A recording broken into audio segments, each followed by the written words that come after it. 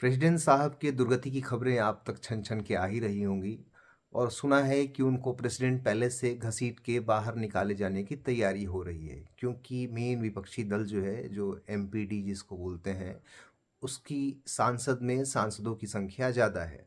और संसद की भी खूबसूरत तस्वीरें आप तक पहुंच रही होंगी, जहां लत्तम जुत्तम सब कुछ हो रहा है।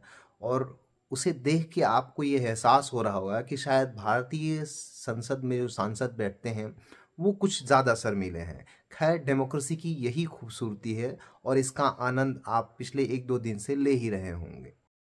जब से भारत को ये लगा कि इस प्रेसिडेंट की जो दुम है वो टेढ़ी ही रहने वाली है, तब से लगातार भारत जो है वो डिप्लोमेटिक तरीके से रोज लपड़ थप्पड़ चला ही रहा है। विपक्ष वाले रोज अलग तरीके से कूट रहे हैं। कभी एक छोटे से बच्चे की डेथ हो गई थी, उस पर बवाल हुआ था। उसके अलावे जो इंडिया से जो डिप्लोमेटिक टसल चल रहा है, उसके चलते सरकार यानी कि प्रेसिडेंट साहब पे ये इल्ज़ाम लग रहा है लगातार कि वो भारत विरोधी हैं और उन्होंने चाइना के हाथों मालदीव को गिरवी करके रखा हुआ है। मैंने सोचा था कि कम से कम एक दो साल तो ये प्रेसिडेंट जिएगा ही जिएगा, पर इतनी जल्दी अकाल मृत्यु आएगी ये मैंने सोचा नहीं था। हाय रे डेमोक्रेसी, तेरे बड़े चोचले हैं। इससे तो अच्छे मेरे मालिक हैं। कौन? Xi Jinping. कम से कम इतनी दुर्गति तो उनकी नहीं होती। खैर, थोड़े सीरियस नोट पे आते हैं। बात हो रही है मालदीव की और आप देख रहे हैं डेमोक्रेटिक डिप्लोमेसी। देखिए, मालदीव के ये जो हालात बने हैं और वहाँ के प्रेसिडेंट इतनी जल्दी शायद चले जाएं, और अगर इस बार बच भी जाएं तो बहुत ज़्यादा लंबी ज़िंदगी उनकी है नहीं एज ए प्रेसिडेंट। तो इसका जो अभी जो हालात इतने ख़राब हो गए इतनी जल्दी, मतलब एटलीस्ट इंडिया में भी जब गवर्नमेंट चेंज होती है तो एटलीस्ट 4-6 महीने तक तो विपक्ष वाले जीने देते हैं कि अभी नया आया है, कुछ काम करे, कुछ एक्सपीरियंस ले ले। तब थोड़ा अभी, क्योंकि नया नया जनता ने उसको मैंडेट दिया है, तो जनता के अगेंस्ट भी ये बात चली जाएगी कि अभी जनता मैंडेट दिया, उसको अभी सेटल भी नहीं होने दिया और आपने उस पर ईंट पत्थर चलाने शुरू कर दिए। लेकिन समस्या देखिए यही होती है ऑटोक्रेसी की। ऑटोक्रेसी जब भी कोई पपेट भेजता है वो मतलब बर्दाश्त नहीं कर पाता है। देखिए, डिप्लोमेसी जो ये जो जो चीज़ है ना, ये एक लॉन्ग टर्म इन्वेस्टमेंट होता है।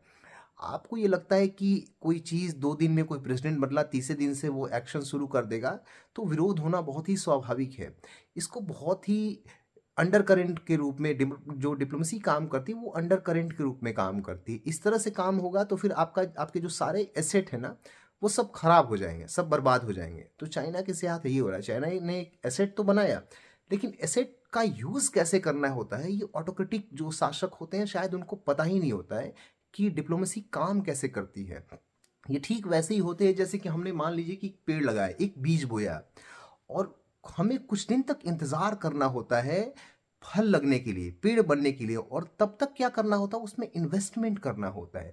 जैसे कि उसको पानी देना होता है, उसके लायक वातावरण तैयार करना होता है, उसको मिट्टी उस टाइप की देनी होती है, तो बहुत सारा इन्वेस्टमेंट लगता है।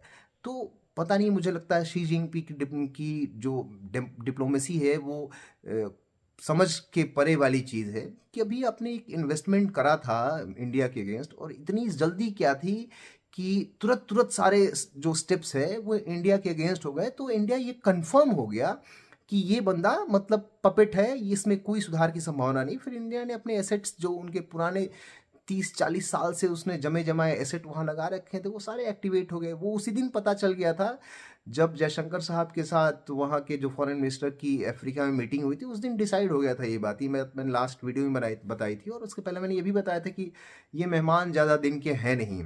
इसका कारण यही है कि मुझे लगता था कि जो शी जिनपिंग की डिप्लोमेसी इतनी मैच्योरिटी तो दिखाएंगे कि थोड़ा मतलब कि जो पेड़ लगाए हैं उसके लिए कुछ इन्वेस्टमेंट करेंगे।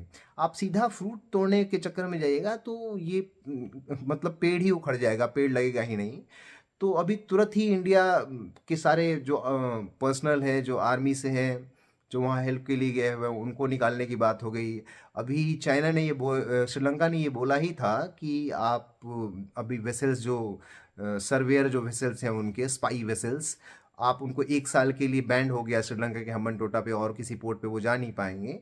तो तुरंत ही मालदीव के लिए रवाना कर दिया। दूसरा एक और इम्पॉर्टेंट चीज़ है, चाइना को देखना चाहिए था कि बड़ी मुश्किल से उनको ये एसेट हासिल हुआ है जो एकदम बीच में इंडियन ओशन के पड़ता है, और उनके लिए बहुत फ़ायदेमंद थी। एक तो इंडिया एक साइड था, दूसरे साइड अगर देखें तो डिएगो गार्सिया जो है वो यूएस का बहुत बड़ा एसेट है, वहाँ मिलिट्री डिप्लॉयमेंट रहती है, उसका भी स्पाई कर सकता था चाइना। बट मुझे लगता है कि वो पेड़ लगने से पहले ही फल तोड़ने वाली कोशिश शुरू हो गई। तो ये इसका बैक सपोर्ट इंडिया के पास यूएस का भी है। और जो हालात बन रहे हैं, जिस तरह से 3 मिनिस्टर को रिज़ाइन करना पड़ा बिकॉज पार्लियामेंट अप्रूव नहीं कर पाई मालदीव की, उनको मेन विपक्षी दल जो है वो अप्रूव नहीं किया उसने, और वहाँ उनको उनके सांसदों की बहुत आयात है, ज़्यादा संख्या में है। तो थोड़ा इनको रुकना चाहिए था। यही एक वजह है चाइना का जो मिसमैनेजमेंट है। मैं इसको चाइना का मिसमैनेजमेंट नहीं बोलूँगा, ये शी जिनपिंग की personal as a person failure है, लगातार मतलब कंजेक्यूटिव फेलियर्स। मतलब दुनिया में कोई ऐसा देश का ऐसा प्रेसिडेंट इतने दिन तक नहीं रह सकता है, कि मुझे लगता है कि 2016-17 के बाद कंटिन्यूअसली फेलियर पे फेलियर हो रहा है इनका। फिर भी चूंकि वहाँ ऑटोक्रेसी है तो वो भी है वहाँ पे। लेकिन देखिए, अभी ये नहीं कह सकते हैं कि मोइजू आउट हो जाएंगे तुरंत ही, लेकिन जिस तरह का कैंपेन और हेट्रेट कैंपेन चाइना के अगेंस्ट मालदीव में चल रहा है, ये बहुत दिन के मेहमान नहीं होंगे। चाइना को चाहिए था कि वहाँ थोड़ा सेटल होने देते इनको, और अपने एसेट्स वहाँ जमाते धीरे धीरे, और सॉफ्ट डिप्लोमेसी शुरू में 2-3 साल करते, उसके बाद थोड़े हार्ड लाइन लेते तो सक्सेस ज़्यादा मिलती। तो यही मुझे लगता है कि ये कम्प्लीटली फेलियर है एक्चुअली शी जिनपिंग का, इसलिए ये हालात ऐसे पहुंच गए हैं। अब देखिए आगे क्या क्या तमाशा होता है, बट होपफुली जहां तक मुझे लग रहा है कि इंडिया ने जिस तरह के वेपन्स चलाए हैं, और इंडिया के पास बहुत सारे और वेपन्स पड़े हैं, तो अभी एक लाइन ऑफ क्रेडिट देनी थी $1 मिलियन की, जो कि मोइजू साहब मांग भी रहे थे, ये कल की बात है, और इंडिया ने इसको डिनाई कर दिया है। और पपुआ न्यू गिनी जैसा एक छोटा सा देश है जो कि ऑस्ट्रेलिया के पास पड़ता है, उसको दे दिया है। वहाँ पे एक्चुअली एक बर्स्ट हो गया है ज्वालामुखी का, तो उसको ज़रूरत थी, और इंडिया ने हर किसी को हेल्प किया है। अभी अफगानिस्तान हो गया, श्रीलंका हो गया, नेपाल हो गया, सारी कंट्रीज़ को।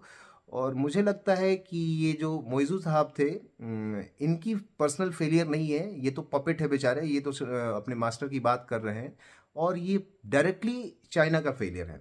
आपको क्या लगता है, प्लीज़ कमेंट करके बताइएगा। मैं भी जानना चाहूँगा कि मेरे दर्शक क्या सोचते हैं इस बारे में। Thank you.